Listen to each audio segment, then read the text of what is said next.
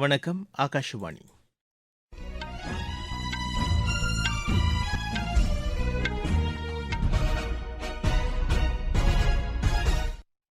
செய்திகள் வாசிப்பவர் முகமது. தலைப்புச் செய்திகள். குடியரசு துணைத் தலைவர் திரு சி பி ராதாகிருஷ்ணன் இன்று புதுச்சேரி பல்கலைக்கழக 30வது பட்டமளிப்பு விழாவில் கலந்து கொண்டு உரையாற்றுகிறார். மத்திய உள்துறை அமைச்சர் திரு அமித் ஷா இன்று அசாம் மாநிலத்தில் பல்வேறு நிகழ்ச்சிகளில் கலந்து கொள்கிறார். கடந்த 11 ஆண்டுகளில் நாட்டில் சிவில் விமான போக்குவரத்து மிகப்பெரிய அளவில் வளர்ச்சி கண்டுள்ளதாக அத்துறைக்கான மத்திய அமைச்சர் திரு ராம்மோகன் நாயுடு தெரிவித்துள்ளார். யுக்ரைன் மீது ரஷ்யா கடும் தாக்குதலை தொடுத்து வரும் நிலையில் அந்நாட்டு அதிபர் திரு ஜெலன்ஸ்கி அமெரிக்க அதிபர் திரு டொனால்டு டிரம்பை சந்தித்து பேசினார். உலக ரேபிட் செஸ் சாம்பியன் போட்டியின் ஆடவர் மற்றும் மகளிர் பிரிவில் இந்தியா வெண்கலப் பதக்கம் வென்றது. இனி விரிவான செய்திகள். குடியரசு துணைத் தலைவர் திரு சி பி ராதாகிருஷ்ணன் புதுச்சேரி, கேரளா மற்றும் தமிழகத்தில் இன்றும் நாளையும் நடைபெறவுள்ள பல்வேறு நிகழ்ச்சிகளில் பங்கேற்கிறார். இன்று காலை புதுச்சேரி வரவுள்ள அவர் அங்கு மகாகவி பாரதியார் சிலையை திறந்து வைக்கிறார்.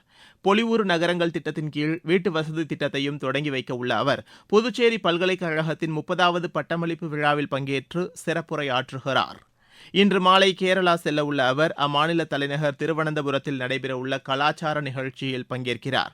நாளை கேரள மாநிலம் வர்க்கலாவில் நடைபெறும் 93வது சிவகிரி யாத்திரையில் பங்கேற்க உள்ள குடியரசு துணைத் தலைவர் திருவனந்தபுரத்தில் உள்ள மார் இவானி யோஸ் கல்லூரியின் பவள விழா கொண்டாட்டத்தின் நிறைவு நிகழ்ச்சியில் கலந்து கொள்கிறார். அதன் பின்னர் நாளை மாலை ராமேஸ்வரத்தில் நடைபெறவுள்ள காசி தமிழ்ச் சங்கமம் நிறைவு விழாவில் சிறப்பு விருந்தினராக கலந்து கொண்டு உரையாற்ற உள்ளார். மத்திய உள்துறை அமைச்சர் திரு அமித் ஷா இன்று அசாம் மாநிலத்தில் பல்வேறு நிகழ்ச்சிகளில் கலந்து கொள்கிறார். 2 நாள் பயணமாக நேற்று அம்மாநில தலைநகர் குவஹாத்தி வர இருந்த அவர் அடர் மூடுபனி காரணமாக அவரது விமானம் ரத்து செய்யப்பட்டதால் இன்று வருகை தருகிறார். சட்டவிரோத குடியேற்றத்திற்கு எதிரான அசாம் போராட்டத்தின் போது உயிர் நீத்த தியாகிகள் நினைவாக குவஹாத்தியில் கட்டப்பட்டுள்ள நினைவிடத்தில் அவர் இன்று காலை அஞ்சலி செலுத்துகிறார். பின்னர் நாகோன் மாவட்டத்தில் வைணவ துறவி சங்கர் தேவா பிறந்த இடமான பத்தாத்ராவில் ஆன்மீக தலத்தின் மறுசீரமைப்பு திட்டத்தை தொடங்கி வைக்கிறார். பின்னர் அங்கு நடைபெறும் பொதுக்கூட்டத்திலும் உரையாற்ற உள்ளார். இந்த நிகழ்ச்சிக்கு பின்னர் குவஹாத்தி திரும்பும் திரு அமித் ஷா நகரின் பாதுகாப்பை பலப்படுத்தும் வகையில் புதிதாக கட்டப்பட்டுள்ள காவல்துறை ஆணையர் அலுவலகத்தை திறந்து வைக்கிறார். கடந்த 11 ஆண்டுகளில் நாட்டில் சிவில் விமான போக்குவரத்து மிகப்பெரிய அளவில் வளர்ச்சி கண்டுள்ளதாக அத்துறைக்கான மத்திய அமைச்சர் திரு ராம்மோகன் நாயுடு தெரிவித்துள்ளார். இதுகுறித்து அவர் விடுத்துள்ள அறிக்கையில் சிவில் விமான போக்குவரத்து அமைச்சகம் பயணிகளின் குறைகளை களைய 24 மணி நேரமும் செயல்படும் குறைதீர்க்கும் மையத்தை தொடங்கியுள்ளதாக கூறினார். கடந்த மாதம் மட்டும் இந்த மையத்தின் மூலம் 13,000த்திற்கும் மேற்பட்ட பயணிகளின் குறை தீர்க்கப்பட்டுள்ளதாக அவர் தெரிவித்தார். சிவில் விமான போக்குவரத்து துறையின் செயலாளர் திரு சமீர்குமார் சின்ஹா இந்த மையத்தை நாள்தோறும் பார்வையிட்டு செயல்பாடுகளை ஆய்வு செய்து பயணிகளின் குறைகள் விரைவாக தீர்க்கப்படுவதை உறுதி செய்து வருவதாகவும் அவர் கூறியுள்ளார். ரயில்வேயில் குளிர்சாதன வசதி அல்லாத பெட்டியில் பயணிப்போருக்கும் வசதியான பயணத்தை ரயில்வே உறுதிப்படுத்தியுள்ளதாக ரயில்வே அமைச்சகம் தெரிவித்துள்ளது. நடப்பாண்டில் ரயில்வே மேற்கொண்ட நடவடிக்கைகளை அத்துறைக்கான அமைச்சகம் வெளியிட்டுள்ளது. குளிர்சாதன வகுப்பு பயணிகளுக்காக படுக்கும் வசதியுடன் கூடிய வந்தே பாரத் ஸ்லீப்பர் ரயிலை விரைவில் இயக்க இந்திய ரயில்வே தயாராகி வருவதாகவும் அதில் தெரிவிக்கப்பட்டுள்ளது. கடந்த 26ஆம் தேதி நிலவரப்படி ரயில்வே மொத்தம் 164 வந்தே பாரத் ரயில் சேவைகளை இயக்கி வருகிறது. மேலும் இந்த ஆண்டில் மட்டும் பிரதமர் திரு நரேந்திர மோடி 25,000 கோடி ரூபாய்க்கும் அதிகமான மதிப்புள்ள 42 திட்டங்களை நாட்டுக்கு அர்ப்பணித்து 13 திட்டங்களை தொடங்கி வைத்து 21 திட்டங்களுக்கு அடிக்கல் நாட்டியுள்ளதாகவும் ரயில்வே கூறியுள்ளது. நடப்பு ஆண்டில் 272 கிலோமீட்டர் நீளமுள்ள உதம்பூர் ஸ்ரீநகர் பாரமுல்லா ரயில் இணைப்பு திட்டம் நிறைவடைந்து நாட்டுக்கு அர்ப்பணிக்கப்பட்டதாகவும் உலகின் சவாலான நிலப்பரப்புகளில் ஒன்றான இங்கு 36 முக்கிய சுரங்கப்பாதைகள் மற்றும் 943 பாலங்கள் கட்டப்பட்டதாகவும் ரயில்வே அமைச்சகம் தெரிவித்துள்ளது.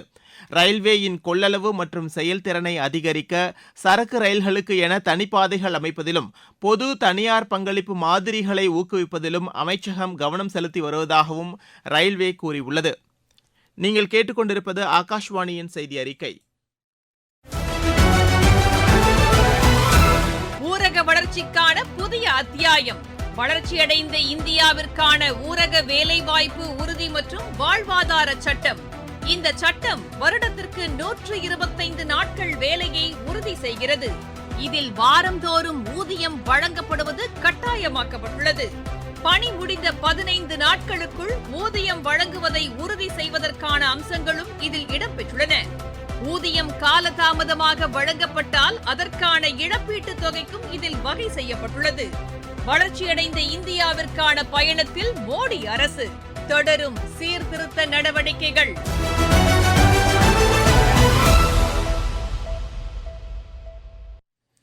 தலைநகர் தில்லியில் காற்று மாசை கட்டுப்படுத்த கான்பூர் ஐஐடியுடன் இணைந்து செயற்கை நுண்ணறிவு தொழில்நுட்பத்தை பயன்படுத்துவது குறித்து ஆராய்ந்து வருவதாக அம்மாநில சுற்றுச்சூழல் துறை அமைச்சர் திரு மஞ்சிந்தர் சிங் சிர்சா தெரிவித்துள்ளார்.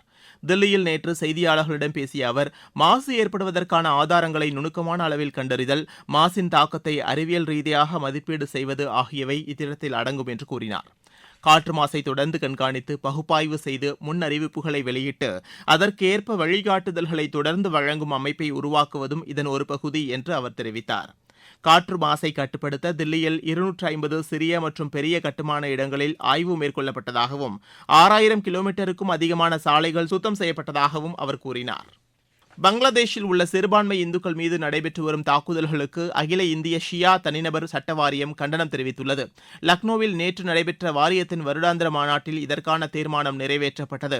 அப்பாவி மக்கள் எவரையும் கொல்வதை இஸ்லாம் தடை செய்கிறது என்றும் மதத்தின் பெயரால் இத்தகைய செயல்களில் ஈடுபடுவதை ஒருபோதும் ஏற்றுக்கொள்ள முடியாது என்றும் அந்த தீர்மானத்தில் தெரிவிக்கப்பட்டுள்ளது.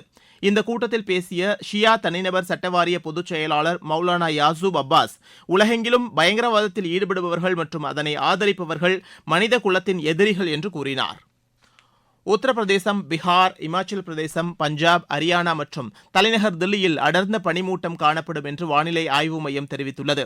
வடகிழக்கு இந்தியாவில் ஒடிசா மற்றும் மேற்கு வங்கம் ஆகிய பகுதிகளில் இன்று அடர் பனிமூட்டம் நிலவும் என்று தெரிவிக்கப்பட்டுள்ளது. தில்லி, ஹரியானா, சத்தீஸ்கர், மத்திய பிரதேசம் மற்றும் பஞ்சாப் மாநிலங்களின் சில பகுதிகளில் குளிர்ந்த காற்று வீசக்கூடும் என்றும் வானிலை ஆய்வு மையம் கூறியுள்ளது. அந்தமான் நிக்கோபார் தீவுகளில் அடுத்த 2 முதல் 3 நாட்களுக்குள் இடியுடன் கூடிய மழை பெய்யக்கூடும் என்றும் வானிலை ஆய்வு மையம் கூறியுள்ளது. யுக்ரைன் மீது ரஷ்யா கடும் தாக்குதலை தொடுத்து வரும் நிலையில் அந்நாட்டு அதிபர் திரு ஜெலன்ஸ்கி அமெரிக்க அதிபர் திரு டொனால்டு டிரம்பை சந்தித்து பேசினார். புளோரிடாவில் உள்ள திரு டிரம்பின் இல்லத்தில் நடைபெற்ற இந்த சந்திப்பின் போது ரஷ்யாவுடனான போரை முடிவுக்கு கொண்டு வருவதற்கான அமெரிக்காவின் அமைதி திட்டம் குறித்து விவாதிக்கப்பட்டது. இந்த சந்திப்பு அற்புதமாக அமைந்ததாகவும் போரை நிறுத்த ரஷ்யா யுக்ரைன் அமைதி பேச்சுவார்த்தையில் பெரும் முன்னேற்றம் ஏற்பட்டுள்ளதாகவும் திரு டொனால்டு டிரம்ப் தெரிவித்தார். இரு நாடுகளும் போரை முடிவுக்கு கொண்டுவர விரும்புவதாகவும் அவர் கூறினார். இன்னும் சில வாரங்களில் அமைதி பேச்சுவார்த்தைகள் முழுமையடையும் என்றும் அவர் தெரிவித்தார். இந்த சந்திப்புக்கு இடையே இரு தலைவர்களும் ஐரோப்பிய நாடுகளின் தலைவர்களுடன் தொலைபேசி வாயிலாக உரையாடினர். உலக ரேபிட் செஸ் சாம்பியன் போட்டியில் இந்தியாவின் கோனேர் ஹம்பி, அர்ஜுன் எரிகேசி ஆகியோர் வெண்கலப் பதக்கம் வென்றனர். தோஹாவில் நடைபெற்ற இப்போட்டியில் 11 சுற்றுகள் கொண்ட மகளிர் பிரிவில் கடைசி 3 சுற்றுகள் நேற்று நடைபெற்றன. இதில் கோனேர் ஹம்பி, சீனா மற்றும் ரஷ்ய வீராங்கனைகள் மூவரும் 8.5 புள்ளிகளுடன் சமநிலையில் இருந்தனர். இதையடுத்து வெற்றியாளரை தீர்மானிப்பதற்காக நடத்தப்பட்ட டை பிரேக்கரில் சீன வீராங்கனை ஜூ ஜினர் பட்டம் வென்றார். ரஷ்யாவின் கோரியா சீனா வெள்ளிப் பதக்கத்தையும் கோனேரு ஹம்பி வெண்கலப் பதக்கத்தையும் வென்றனர். ஆடவர் பிரிவில் 10.5 புள்ளிகளுடன் நார்வேயின் மேக்னஸ் கால்சன் பட்டம் வென்ற நிலையில் 9.5 புள்ளிகளுடன் அர்ஜுன் எரிகேசி வெண்கலப் பதக்கம் வென்றார். இலங்கைக்கு எதிரான 4வது மகளிர் டுவெண்டி கிரிக்கெட் போட்டியில் இந்தியா 30 ரன் வித்தியாசத்தில் வெற்றி பெற்றது. திருவனந்தபுரத்தில் நேற்று நடைபெற்ற இப்போட்டியில் முதலில் பேட் செய்த இந்தியா நிர்ணயிக்கப்பட்ட 20 ஓவரில் 2 விக்கெட் இழப்பிற்கு 221 ரன் எடுத்தது. ஸ்மிருதி மந்தானா அதிரடியாக ஆடி 48 பந்துகளில் 80 ரன்னையும், சஃபாலி வர்மா 46 பந்துகளில் 79 ரன்னையும் குவித்தனர்.